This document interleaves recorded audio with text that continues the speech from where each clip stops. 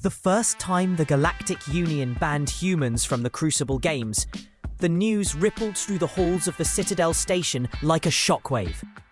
For centuries, the Crucible had been the ultimate test of military prowess. A simulated war game where the brightest cadets from every member species competed for glory, honor, and the right to shape interstellar doctrine. Humans, newcomers to the Union and still regarded with a mixture of curiosity and suspicion, had never won. But they'd never lost either. They'd simply played the game differently, and that unsettled the old powers. The announcement came on a morning thick with anticipation. The Citadel's sun lamps cast golden light across the mess hall's gleaming floors as hundreds of cadets gathered, their uniforms a riot of colours and textures, scaled, furred, armoured or bare. At the far end, a lone human sat hunched over a tray of synthetic protein, eyes locked on the newsfeed.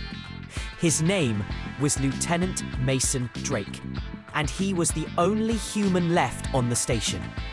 The Union's High Command had issued their decree. Effective immediately, Homo sapiens are suspended from all competitive military exercises, pending review of tactical compatibility. The words hung in the air, heavy as lead. The other cadets, Arxian strategists with their crystalline minds, Vakari shunk troops with their quadruple arms, the telepathic Antari, shared glances, some mocking, some relieved, a few even regretful. But most were glad. Humans, they whispered, were too unpredictable, too dangerous, too human. Mason's comm pinged. A message from Captain Reyes, Earth's Union liaison. Keep your head down. Don't give them a reason. He closed his eyes, fighting the urge to lash out. He'd seen the footage from last year's games. The way his team had been dissected in the debrief. The way the Arxian general had called their tactics reckless, bordering on dishonorable. The way the Union's brass had nodded, uncomfortable, unwilling to admit that the human team had achieved victory not by brute force, but by refusing to play by the expected rules. The next day, in the tactics classroom, the tension was palpable. The instructor, a venerable Vakari named Commander Thal, addressed the class with his usual booming authority. As you are aware, the Union has made a decision regarding human participation in the Crucible. This is not a punishment, but a recognition of incompatibility. A ripple of laughter. Mason kept his face blank, but his fists clenched under the table. An Ithari cadet, her eyes swirling with telepathic light, raised a hand. Commander, are humans simply too weak to compete? Thal's mandibles twitched in amusement. Weakness is not the issue. Humanity's approach to conflict is unconventional. They do not adhere to established doctrine. Mason couldn't stay silent.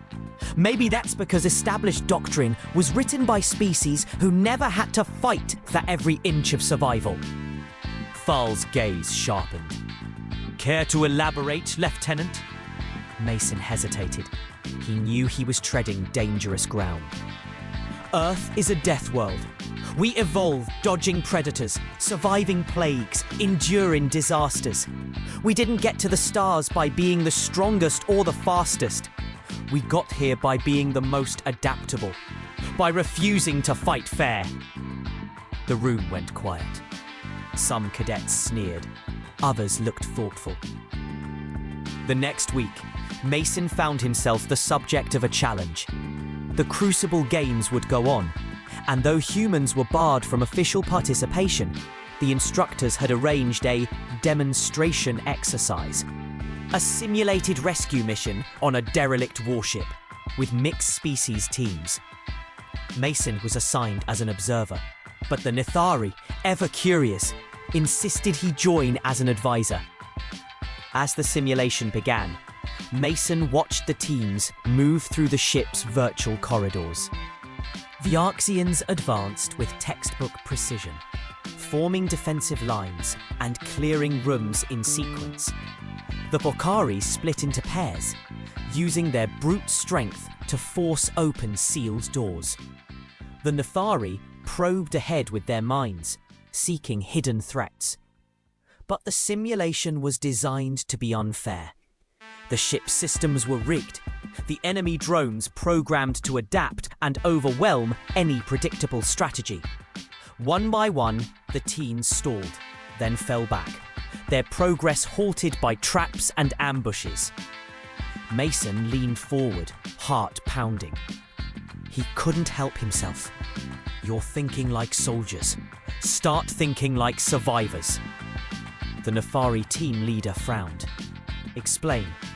Stop trying to control the environment. Use it. Trigger the fire suppression system. Flood those corridors behind you. Force the drones into choke points, then vent the atmosphere. Don't fight them head on. Make them irrelevant. The team hesitated, then followed his advice. The tide turned.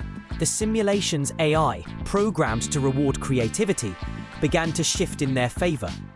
The other teams watched, stunned, as the Nethari, guided by Mason's voice, bypassed obstacles, neutralized threats without direct engagement, and reached the objective in record time.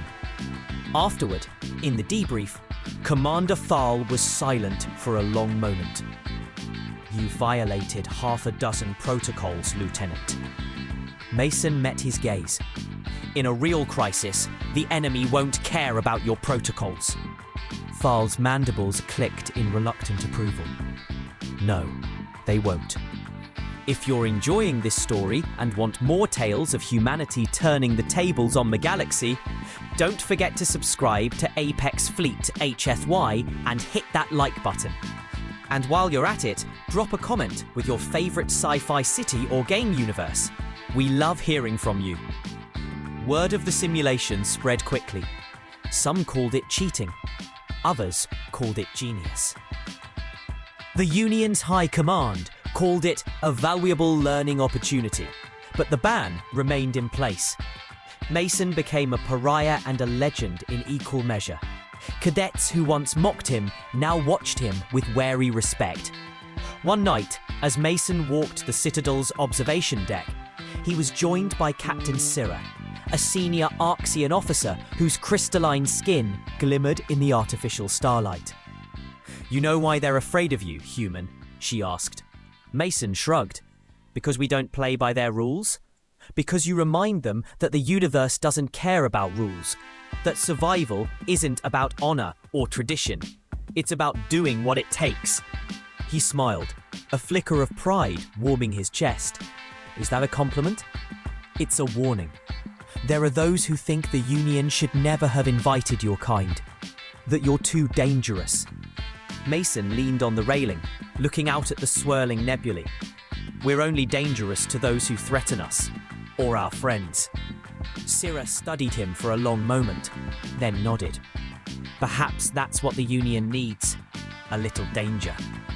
The next morning, Mason received an encrypted message from Earth Command. Report to Docking Bay 17. Immediate orders. He arrived to find a small, battered shuttle, the kind used for covert operations. Inside, a woman waited. She wore the insignia of the Earth Defense Corps, but her bearing was all business. "Lieutenant Drake?" "Yes, ma'am." "I'm Colonel Vasquez. We have a situation. A Union science vessel has gone missing in the Tarsis Expanse. The Union wants to send a rescue team, but they're stalling. Too many protocols, too much red tape. We need someone who can get in and out without being noticed. Someone who doesn't play by the rules." Mason grinned. "You want a human?" She returned the smile. "We want the best." The mission was simple on paper.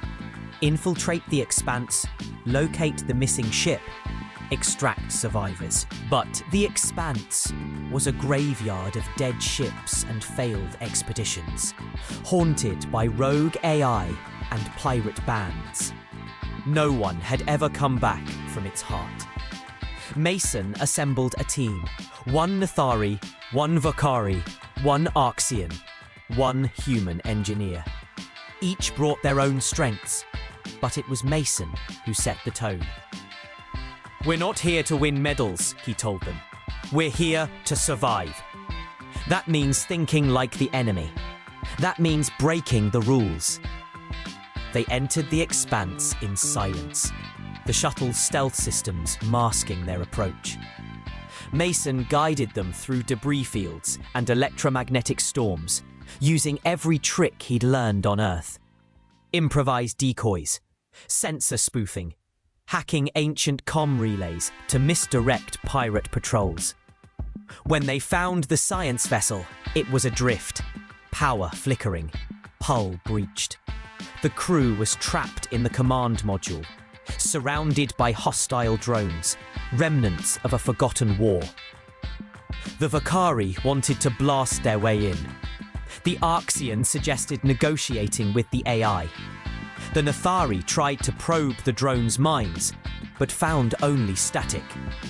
Mason studied the schematics. "We're not fighting the drones. We're fighting their programming. Let's give them something new to think about." He hacked into the ship's environmental controls, venting compartments in a precise sequence, herding the drones into a maintenance bay.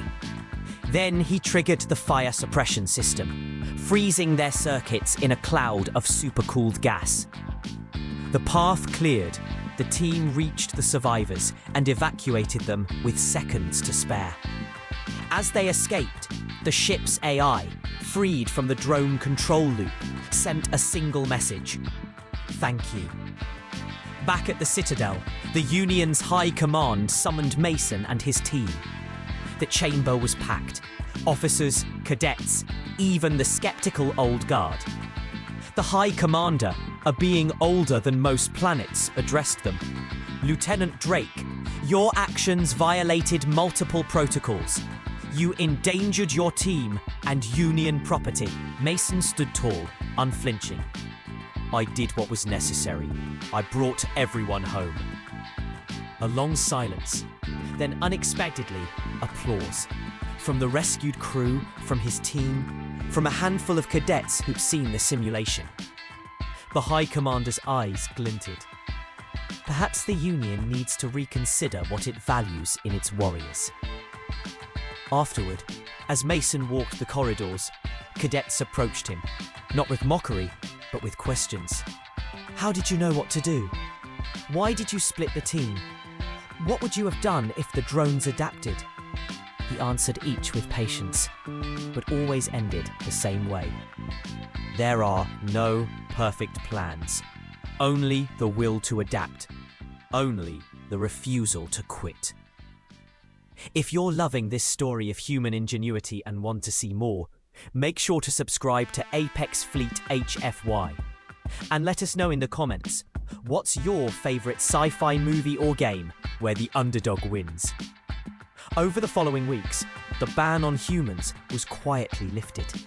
Not announced, not celebrated, just gone. Humans were invited back into the Crucible, not because they played fair, but because the Union had finally realised that survival wasn't about following the rules. It was about rewriting them. Mason became an instructor, teaching new cadets of every species how to think like survivors, how to see opportunity in chaos, how to turn weakness into strength. And as the next Crucible Games approached, the Citadel buzzed with anticipation. This time, no one underestimated the humans. They watched, they learned, and perhaps for the first time they understood. Because in the end, it wasn't about being the strongest or the smartest. It was about being the last one standing. If you want more stories where humanity turns the tables and shows the galaxy what we're made of, hit that like button and subscribe to Apex Fleet HFY. And don't forget to comment below. What's the one city, game or movie universe you'd want to see humanity conquer next? The stars awaited. And this time, humanity was ready.